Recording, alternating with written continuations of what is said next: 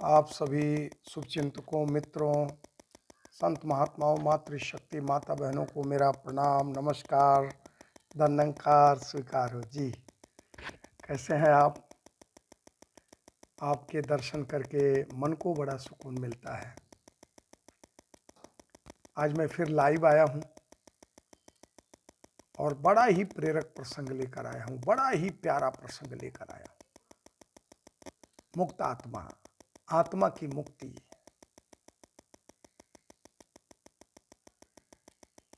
एक बार एक जिज्ञासु, महात्मा बुद्ध का समय था,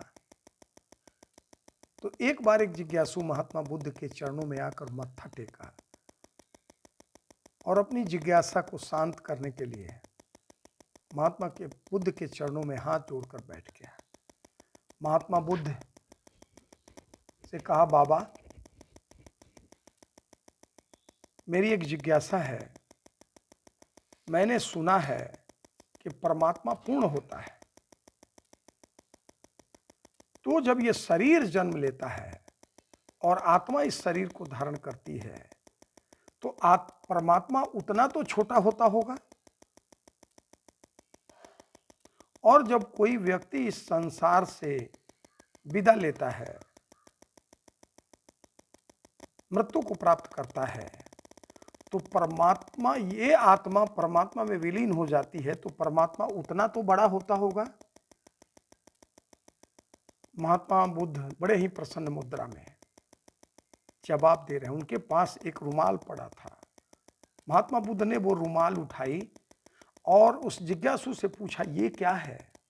उस जिज्ञासु ने कहा, बाबा ये रुमाल है। फिर महात्मा बुद्ध ने उसमें एक गांठ लगाई, गट्ठर बांधी। फिर उस जिज्ञासु से पूछा, ये क्या है? जिज्ञासु ने कहा, रुमाल है बाबा। कहा, नहीं, ये क्या है? फिर कहने लग गया, ये तो गांठ है, गट्ठर बंधा हुआ है। फिर महात्मा बुद्ध ने वो गांठ खोली और फिर पूछा, ये क्या है? कहा, रुमाल है। कहा, वो गांठ कहाँ थी? कहा, रुमाल में। और वो गट्ठर कहाँ चली गई, वो गांठ कहाँ चली गई? कहने लगा, रुमाल में। फिर महात्मा बुद्ध ने कहा, कौन आया कौन गया? परमात्मा पूर्ण है, पूर्ण ही रहेगा। न कोई आया न कोई गया। सारा संसार, सारा जगत, सारी सृष्टि, सूरज, चांद, तारे, धरती, आग, पानी, हवा, जीव, आवाज, ये सारा का सारा परमात्मा के गोद में खेल रहा है। समय का सतगुरु हर युग में आता है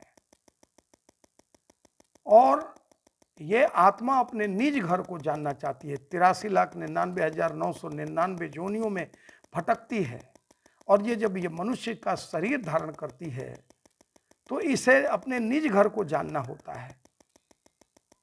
आत्मा का निज घर परमात्मा है।